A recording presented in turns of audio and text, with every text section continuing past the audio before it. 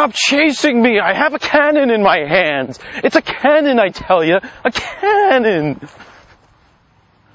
Jared Poland, FroKnowsPhoto.com, here with another super secret project video. This time, I want to talk about composition.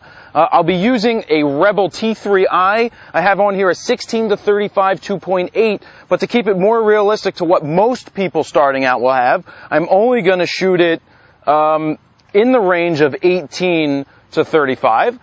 Because most kit lenses are 18 to 55s, and I'm not going to go below f3.5 just to keep it more realistic. But when I say composition, I have here Kermit the Frog as my subject, and he's an inanimate object. So we're going to play around here. I don't even know what I'm going to do. I haven't even tried to compose an image here to see what would work best with just basically a kit lens. If Canon actually sent me the kit lens this time, I would have used it. But they sent me a better piece of glass because I asked for it. But it still has to go back. I still have to send it back soon. So what I plan on doing here is just going through different angles, taking pictures and showing you what they look like to see how I'm changing up the composition, changing up my angles, seeing what works best. Because the best way to learn your composition is to actually go out and see it and do it. So that's why Kermit the Frog is here for my subject. And just a little shout out, my mom made this in 1983, and it has been my doorstop ever since. She used to do a lot of ceramics, and this is one thing she brought home in 1983 when I was roughly 2 years old. So, yeah, let's get to the composition video end of this, or the composition part of this, and I'll be right back to use this Canon T3i. Hopefully you guys pick up some information from this. We'll be right back. Alright, so we're back now, T3i in hand. And this is about seeing and feeling the image. Sure, there's not much going on here. I just have Kermit the Frog sitting over there, and I have to find the image. If you can practice this yourself and find the image with inanimate objects and things like that, you're going to train yourself to get much better when you're in an actual shooting situation. All this practice of trying to find the right composition is going to lead you on the right path to getting that composition when you're out there shooting what really, really matters. This is a great test. I have to sit here and work through the different, it's not the biggest range of lenses. It doesn't go 18 to 55 like those kit lenses. It's going to go 16 to 35, but like I said, I'm only going to shoot from 18 to 35 and at the lowest aperture of 3.5. And that's going to have to change as I hit 35 because most cameras, when you don't have the 2.8 lenses, are going to do that. But what I'm going to do here is try to find the image. I'm just going to move around and search for it, and we're going to pop the images up on screen as I shoot them to see what we're getting, and then see if it's good composition or bad composition. So, really, sometimes people start out and they shoot like this. So let's see, that's at 35.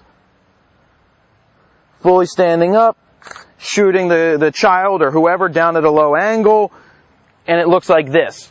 What could you do to make that better? First things first, if this is my subject, I'm getting down on my subject's angle because this is how you want to photograph a child.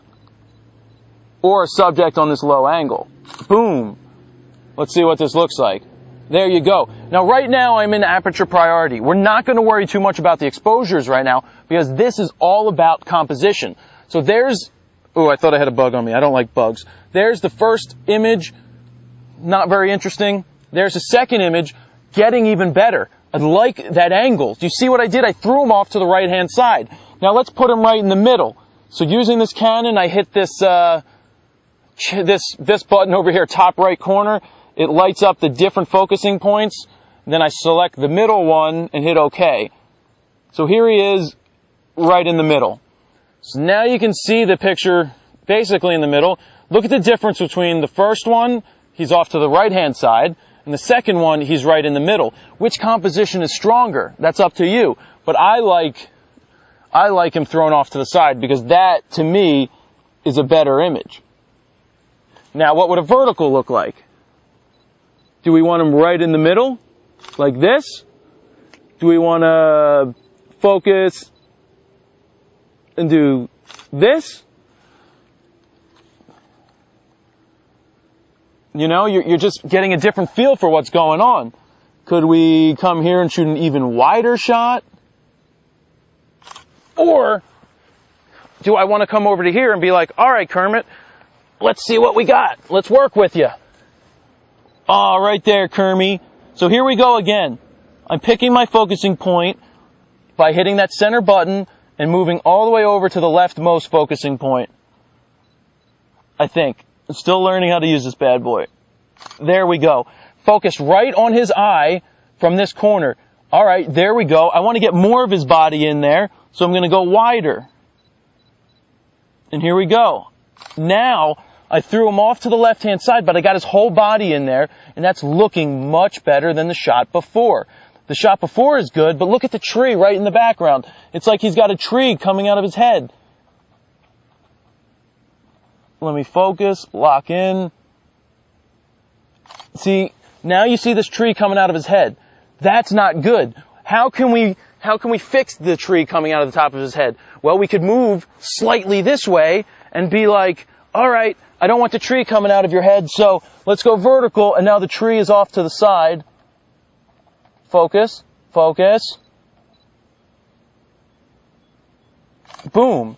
Now we see the difference in where the tree is. Much better than the tree coming out of the top of his head. So really what this is coming down to is just seeing what's going on in the frame, what's going on in the background, what's going on in your sight lines. It's all about seeing. It's not just about where your subject is or what your subject's doing. He's not moving. I have to move myself. Many times when I'm shooting models, I don't ask them to move if they're in a bad place. I'll move myself, and last resort is ask them to move, because I want to see the image. I'm always looking through the camera going, all right, let's see, what could be the right angle? Because you want to look through the camera, because that's what your image is going to be. Not so much always just looking not through the camera. You want to use the camera to see what your frame is going to be, because then you're going to see what's going on. So those are just some simple examples of what I'm thinking about when I'm looking through the camera and shooting the pictures. Was there a distraction in the background? Would he look better at a higher angle or a lower angle? Would he be better right in the middle? Could he be better to the left or the right? These are just basic composition things that are going through my mind every second when I'm shooting a picture. When I'm looking through the viewfinder, am I looking right at the subject all the time? No, I'm focusing on the subject, but I'm checking the outer border. Is there something protruding through the outer border that doesn't need to be there? Is there a distraction? I don't know, but that's what I'm looking for and what I'm thinking about. So that's about it for a basic thing on composition right now. I hope these images help you out. I hope it gives you a little bit of insight into what I'm thinking about, so you can try to think about that as well. So that is another super secret project video, this time composition with Mr. Kermit the Frog. Kermit, thank you very much. Jared Polin, FroKnowsPhoto.com. See ya.